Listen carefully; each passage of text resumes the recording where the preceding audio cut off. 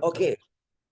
Buongiorno, buonasera. Ah, Thank you very yeah, much. yeah. Grazie, Ronald, for joining us. Okay, let's talk about this. Let's talk about this. So, in the coming week, BBM will be, guess what, traveling again. And on April 11 and 12, nasa White House siya. And together with Japan and together with President Biden, with Fumio Kishida, there's going to be this trilateral, which I call JAFOS, Japan, Philippine, US trilateral. And base sa mga alam natin, mukhang confirmed na shortly after this trilateral meeting sa White House, magsasign ng Pilipinas at Japan ng isang reciprocal access agreement under which potentially, I'm saying potentially because there's still a lot of domestic dynamics in Japan. The Kumaito Party might say no against it. But potentially Japan may not only expand drills and exercise with the Philippines, not only expand defense equipment exports to the Philippines, but Japan may also look at its own version of visiting forces agreement or even rotational access to some of the bases in the Philippines, even though the Japanese Foreign Ministry has denied the rotational access part. But I won't be surprised. All of these things will be part of the discussion coming next week. And the other thing is, ang basa ko dito is Biden administration is really trying to tie in Marcos into the Taiwan question. Na wag na kayo maghanas-hanas dyan. Eto na, kailangan natin mag-prepare for Taiwan. So, bigyan na kami ng access at bigyan namin kayo ng armas. Let's go, let's do this, right? So, are you worried about this? Are you happy about this? Are you reprehensive or anxious about this? Because ako medyo may mixed feelings ako dito eh. Baka again, all of us don't like the bullying of China. Hindi rin tayo agree dun sa mga pa-leftist na US ang sinisisi sa lahat ng problema sa mundo as if yung China walang agency, walang morality, whatever. But still, di ba? Baka naman BBM is going a little bit too fast here and he might get locked into this. Well, una ay importante yung meeting na yan for BBM. Dahil may isang columnist nga kinumpara yan doon sa treaty sa Malta, no, with Stalin, with Roosevelt, and with Churchill. Si Churchill yung pinaka-least important. Pero ang ganda ng value added sa kanya doon sa dalawa niyang kasama, no? Yung dalawa niyang more powerful na kasama. May isang column, bagamat iba yan, no? Apples and oranges. Maganda yung image ni BBM. Kasama yung Prime Wait, hindi Minister. ba Tehran conference yan? I think sa Tehran sila nag-meet, yung tatlo na yan. But anyway, Yalta, I think you're saying. Yalta, there's the Yalta and the Tehran. Yes, correct. Yeah. Tapos ang beneficiary diyan ay si BBM dahil siya yung pinaka junior partner, no? Pero in the global stage Junior talaga. parang ka-level niya si Biden at saka si President or Prime Minister ng Japan. So yun yung ikalawa I doubt kung sa Pilipinas ay positive yan, no? Because ang tingin dyan ng mga Pinoy, another trouble. Hindi naman nila ma-appreciate yung importance niyan eh. No, maraming mga Pilipino ang makikita lang na biyahe na naman, no? Biyahe na naman. Last month, 4 ang biyahe, no? Ang kaya lang tumapat diyan yung Richard Haydarian, no? Sa kakabiyahe, no? Kaya yun yung magiging Just to be tingin, clear, no? okay? Hindi ito dahil sa mga universidad, mga educational, Oo. Tapos ang hinahanap ng tao, where's the beef? Where's the beef, no? Sabi nila ay out of the $100 billion na commitments, may pumasok na 14 billion, sabi ni Pascual. Pero nasaan yun? Where is it? Hindi natin mahanap yung 14B, no? So ang titingnan diyan ng mga tao is where is the beef? Pero yung ikaapat na tingin ko pwedeng maging positive ay for the first time nagiging emotional yung issue ng West Philippine Sea as never before, no? Tumataas hindi lamang sa ratings, tumataas in terms of emotional content. Kaya hindi ako magugulat kung in the next election sa midterm and in 2028 the geopolitics, the foreign policy, the West Philippine Sea will be an election issue. Dahil before lahat ng election natin hindi naman naging issue ang foreign policy eh. Tingin ko itong parating ng mga election, midterm and 2028, pwedeng maging election issue because of the emotions, because of the emerging patriotism ng mga Pilipino dahil dito sa aggression. Yan yung pwedeng gamitin ni BBM para mabawasan yung slide ng kanyang approval, no? Gamitin niya yan pang kontra ron sa slide. At gamitin niya yan going into the midterm election. Ipinta niya yung kanyang mga kalaban na pro-China. Ipinta niya yung kanyang mga kalaban na betrayal of the Filipino people. So, yun yung kwan. Bagamat kung titignan natin yung personality ni BBM, hindi siya ganoon eh. 'Di ba? Hindi siya Richard Haydarian or Ronald Llamas na palaaway. 'Di ba? Hindi siya ganoon eh. Pero nakita rin natin itong nakaraang buwan na nag-i-scale up na siya. 'Di ba? Very sharp yung kanyang banat eh. Tapos very sharp yung kanyang pagkuha ng support sa mga Pilipino sa issue ng West Philippine Sea. Kaya tingin ko itong fourth variable na ito, more than the meeting itself, more than the importance given to him, more than the trip itself, ito yung pwede niyang idikit diyan. No? The emotion about the West Philippine Sea, about Chinese aggression, the emotion about an emerging new patriotism, no? Yan ang gamitin niya. Yeah, but emotion directed in a certain way, right? The implication being the other side are China's puppets. Yes, Right? Last time yes, I checked, yes, this month, the other one is planning to go to Beijing again. yes, Although I yes. suspect China doesn't need him anymore kasi mukhang useless na yata sila. I don't know if Yes. he's still invited, but, di ba, Oh. yan ang pagkalam natin, di ba? Gamitin na niya yung vulnerability na yun ng kanyang mga kalaban, hindi lang ng China. At gamitin niya yung wellspring of emotional support sa issue ng West Philippine Sea. Ang tingin ko, nagsisimula siya mag-scale up. Nakikita ko rin yung kanyang communication team, yung PCO, nagsisimulang gamitin yan. No? Yeah, clearly. And Although, also yung mga ibang politiko na nakikiposition for 2025. Alam na natin sino mga to. Ito yung mga tahimik dati, tapos ngayon biglang bayani ng lahat. yes. Pero alam nila, vulnerable sila. No? Ang tingin ko lang, it has to be really, I don't want to use the term weaponized, but it has to be really explicit na kami Yes. para sa It has, bayan, kabila it yung has mga to be, traidor. it Essentially, has to be, ganun. It yes, it has has to to be be like that. weaponized. At saka quick burn. Ako, pwede kong gamitin yung salitang weaponized. In a Guess mo good naman way. ako, di ba? Pwede naman. Yeah. No, di ba? I mean, you have to Pero call it quick out. burn, it has to be quick burn. Hindi to pwedeng slow burn. Di ba? No? Kaya the slow burn is not working. Look at these numbers. It's going down. It's, hirap pa rin si BBM eh. So clearly he has to Halimbawa, change. last year nagsabi siya na magka-cabinet revamp siya. Paano? Nag-deep siya last year eh. Pero hindi nangyari eh. No, hindi nangyari. Ngayon, baka kung hindi siya mag-cabinet revamp, no? Ay magpapatuloy ang deep na yan.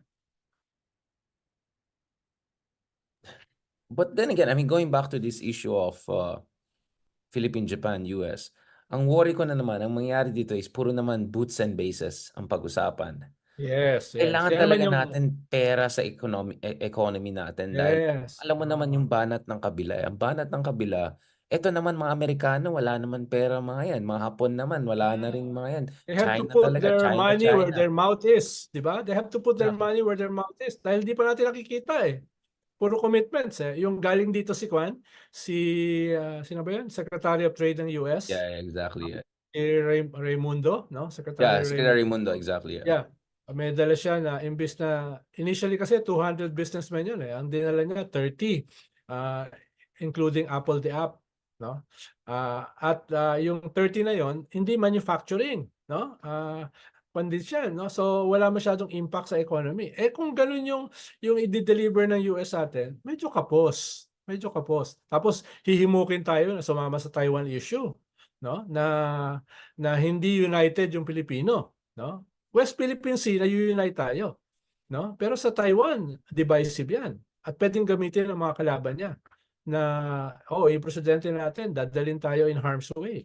Warmongering, no? Et cetera, et cetera. So, ingat siya dyan, ha? Ingat siya. Dahil, The optics is bad if it's just purong defense deals at purong mga tayo lang mag-host ng mga ibang bansa, ganun, di ba? That's gonna be a problem. They have to show some economic issue, some non-military issue para hindi mukhang hate sa China lang or purong mga away-away or war ang dating. So they really have to have deliverables. I don't know if they're pulling the right strings to tell Japan and US na hindi pwede boots and bases lang. And and the idea of Japanese troops back in the Philippine soil. I mean, I don't think it's gonna happen anytime soon, but yes. easily can be weaponized by the Makapili Club. Yes. Ironically, Oh, Makapili 2.0 pala. Pro-China kasi ito. yeah. Yung Makapili na first pro-Japan. Yeah. Halimbawa, yung balikatan ngayon is very provocative. Ano, parang nandun sila sa border ng EEZ. Diba? Doon sila pupunta itong balikatan na ito eh. At mukhang part ng balikatan pupunta sa norte, sa teritoryo mo, Big R, no? Pupunta sila diyan, no? So, it's a scaling up, pero wala namang scaling up in terms of economic investments, diba? Yun nga eh. So, I hope naintindihan din.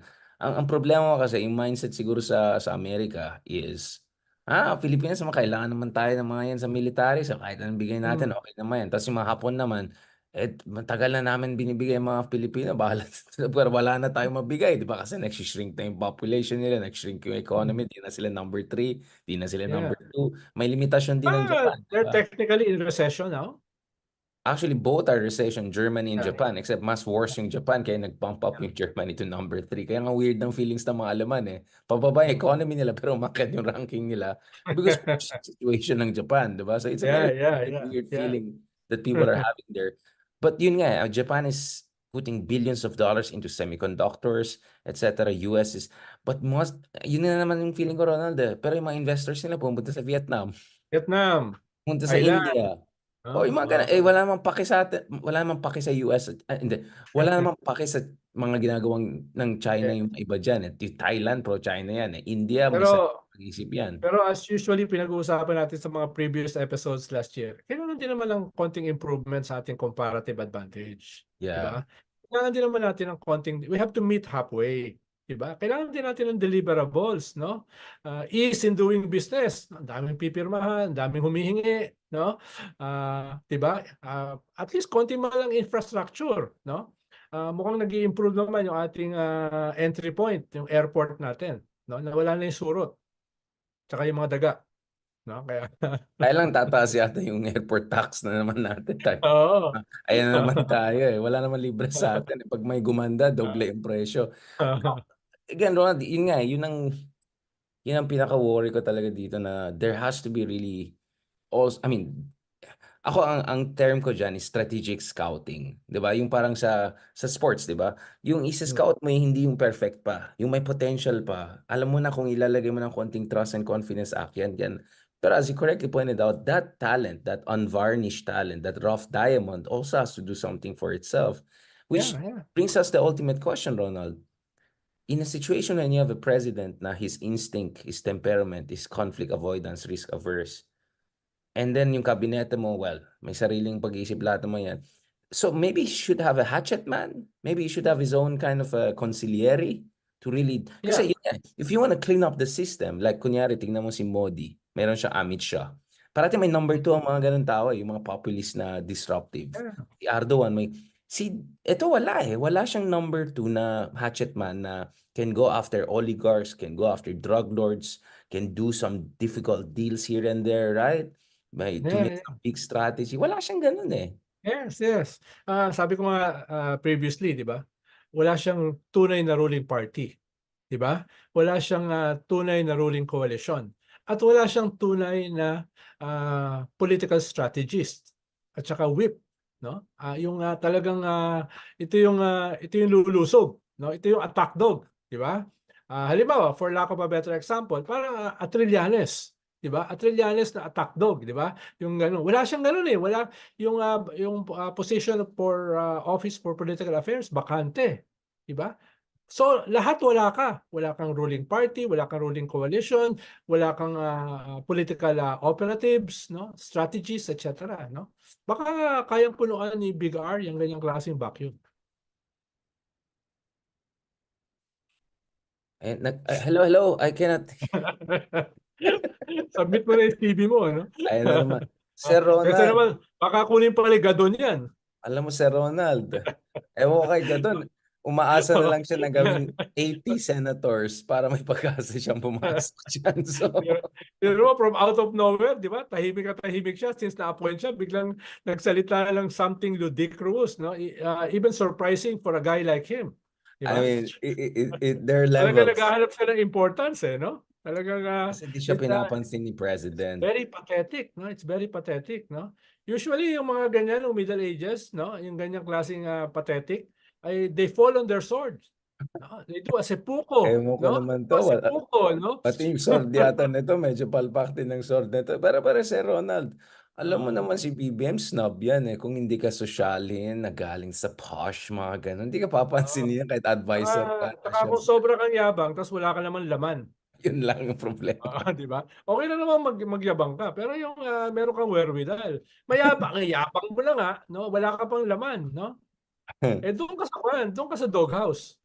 Ayan tayo. Okay, Sir Ronald, speaking of which, Ah, let's do super mini episode short. Kasi, as you know, ayon kay Bulljack, eto na, magbubulgar na sila ng mga pulvoronic videos. Pag-usapan Oo, sa natin. June. Sa June daw, sa June. Ay, akala ko Oo. April lang naman talaga. Sige, pag-usapan Sabi natin nila June very eh. shortly, very Oo. shortly.